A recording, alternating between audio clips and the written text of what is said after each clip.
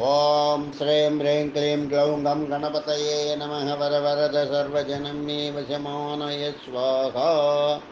ॐ ऐं ह्रीं श्रीं श्रीमात्रे नमः। शिवशक्त्यैकरूपिण्यै नमः। ॐ नमः शिवाय। ॐ श्रीगुरुभ्यो नमः। वेणुगोपालदत्तात्रेय नमः। ॐ श्रीमात्रे नमः।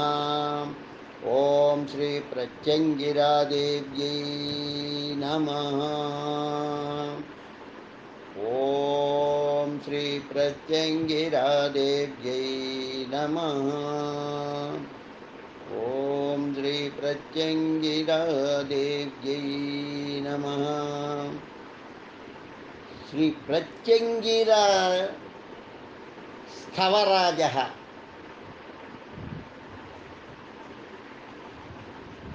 अस्य श्री प्रत्यंगिरा उग्रकृत्या देवी महामन्त्रस्य प्रत्यंगिरा ऋषिः अनुष्टुप्छन्दः श्रीं शक्तिः प्रत्यंगिरा उग्रकृत्या देवी देवता श्रीं बीजं क्रों शक्तिः श्रीं कीलकं मम सर्वशत्रु संहरणार्थे परमंत्र परयंत्र परतंत्र परकर्म परविद्याद्याभिचारिक विधान विनाशार्थे मम सहकुटुम्बस्य अपुत्रकस्य अबान्धवस्य अपरिवारस्य क्षेम स्थैर्य आयुरारोग्य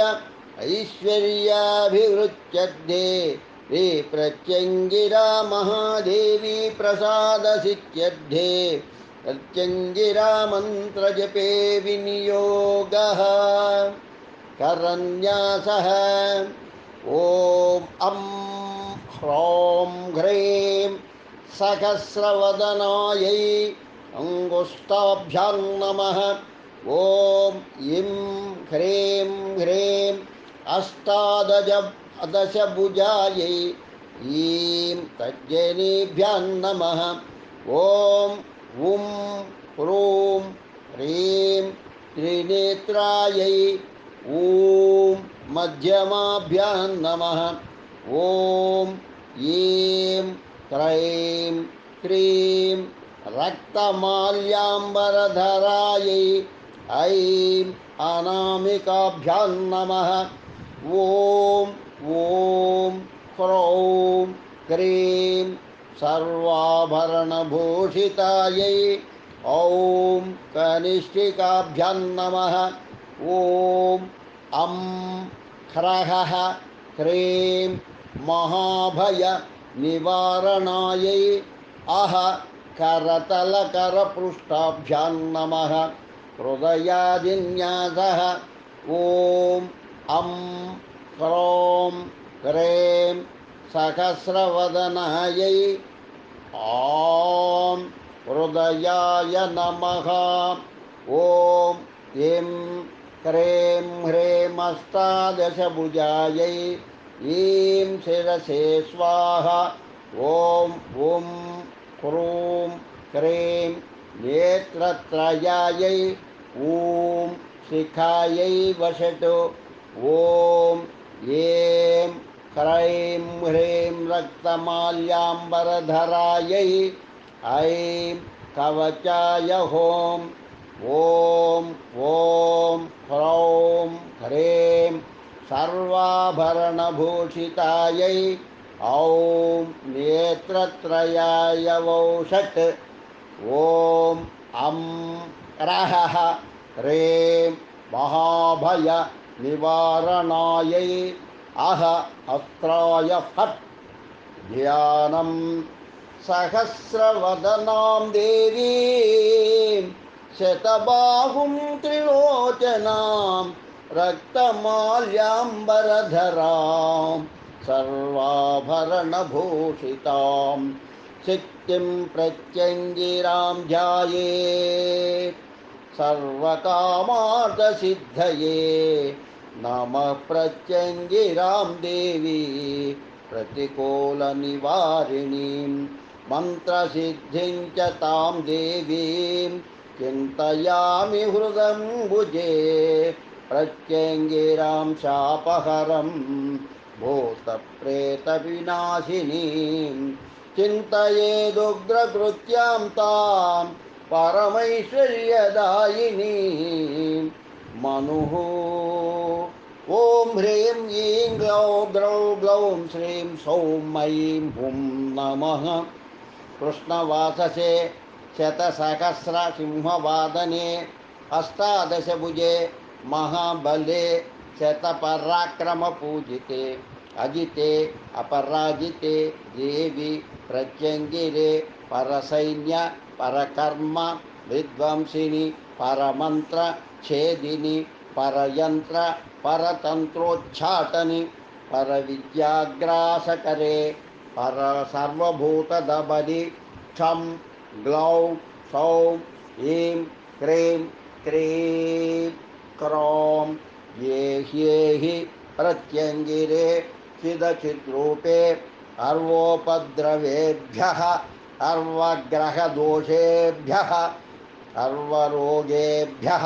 प्रत्यङ्गिरे मां रक्ष रक्ष ह्रौं क्रीं क्रूं क्रैं क्रौं अहः क्षौं क्षीं क्षूं क्षौं क्षैं क्षौं सः ग्लौं ग्लीं ग्लूं ग्लैं ग्लौं ग्लहः प्रत्यङ्गिरे परब्रह्ममहिषि परमकारुणिके ये हि मम शरीरे आवेशय आवेशय मम हृदये स्फोर स्फोर ममांसे प्रस्फोर प्रस्फोर सर्वदुष्टानां वाचं मुखं पदं स्तम्भय स्तम्भय यक्वां केलय केलय बुद्धिं विनाशय विनाशय प्रत्यङ्गिरे महाकुण्डलिनी चन्द्रकलावतंसिनी बेतालवाहनी प्रत्यङ्गिरे कपालमालाधारिणी त्रिशूलवज्राङ्कुशबाणबाणासनपाणिपात्रपूरितं मम शत्रु शोणितं पिब पिब मम शत्रुमांसं खादय खादय मम शत्रून् ताडय ताडय मम वैरिजनान् दह दह मम विद्वेषकारिणि शीघ्रमेव भक्षय भक्षय श्रीप्रत्यङ्गिरे भक्तकारुणिके शीघ्रमेव दयां कुरु कुरु सद्योज्वर जाड्यमुक्तिं कुरु कुरु वेताल ब्रह्मराक्षसादीन् जहि मम शत्रून् ताडय ताडय प्रारब्धसञ्चितक्रियामानान् दह दह दोषकान् सद्यो दीर्घरोगयुक्तान् कुरु कुरु प्रत्यङ्गिरे प्राणशक्तिमये मम वैरिजनप्राणान् हन हन मर्दय मर्दय नाशय नाशय ॐ श्रीं ह्रीं क्रीं सौं ग्लौं प्रत्यङ्गिरे महामाये देवि देवि मम वाञ्छितं कुरु कुरु कुरु मां रक्ष रक्ष प्रत्यङ्गिरे स्वाहा अधस्तवराजस्तोत्रं मन्त्रयन्त्रसुखासीनं चन्द्रचूडं महेश्वरं सहसा गच्छ चरणे पार्वती परिपृच्छति ईश्वर उवाच धारणीं परमां विद्यां प्रत्यङ्गिरां महोत्तमां योजनानातिस्वहस्तेन सर्वं साध्यं हि जिह्वया अमृतं पिबते तस्य मृत्युर्नास्ति कदाचन त्रिपुरां च समायातां हेमां विद्यां च बिभ्रतीं निर्जिताश्चामरा सर्वे देवी विद्याभिमानिनी गोलकं सम्प्रवक्ष्यामि वैषज्यमिव धारणात् त्रिवृतं धारयेन्मन्त्रं प्रत्यङ्गिरसुभाषितं हरिचन्दनमिश्रेण रोचनैकुङ्कुमेन च लिखित्वा भोजपत्रेण धारणीयं सदा नृपैः उत्पदोपविचित्रैश्च भक्ष्यभोज्ये निवेदनं पूजयित्वा यथा न्यायं सप्तकुम्भेन वैष्णवीं ययिमां धारयेद् विद्यां लिखित्वा रिपुनाशिनीं विलयं यान्ति रिपवः प्रत्यङ्गिरा सुधारणात् अथ मन्त्रपदानि भवन्ति।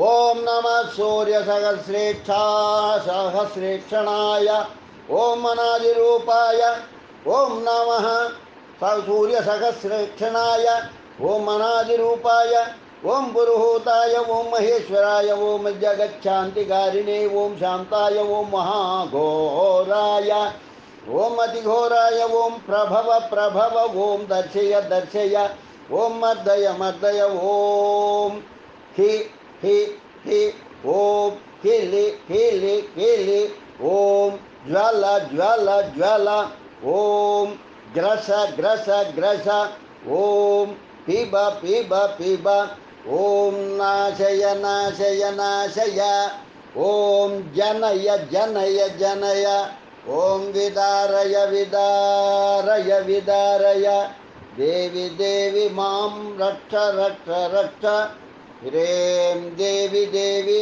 पिशाच किन्नर किं पुरुष उरग विद्याधर रुद्र गरुड गन्धर्व यक्ष राक्षस लोकपालान् स्तम्भय स्तम्भय स्तम्भय ये च शत्रवश्चाभिचार कर्तारस्तेषां शत्रूणां मन्त्रयन्त्रतन्त्राणि चूर्णय चूर्णय चूर्णय घातय घातय घातय विश्वमूर्तिं महामूर्तिं जय जय जय मम शत्रूणां मुखं स्तम्भय स्तम्भय स्तम्भय मम शत्रूणां पादं स्तम्भय स्तम्भय स्तम्भय मम शत्रूणां गुह्यां स्तम्भय स्तम्भय स्तम्भय मम शत्रूणां जिह्वां स्तम्भय स्तम्भय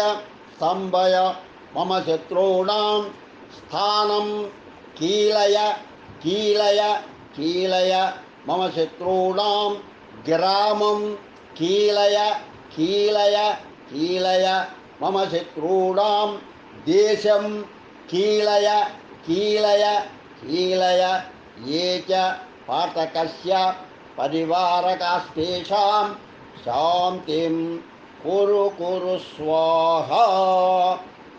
ओम नमो भगवते उच्चिष्ट चाण्डाली त्रिशूल वज्राङ्कुशधारिणी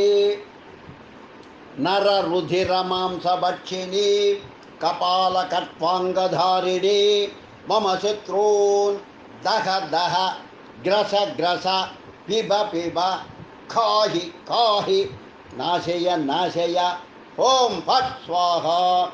ओम ब्रह्माणि मम नेत्री रक्ष रक्ष स्वाहा। ओम कौमारी मम वक्षस्थलं रक्ष रक्ष स्वाहा।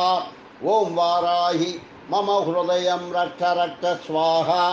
ओम इंद्राणि मम नाभिं रक्ष रक्ष स्वाहा।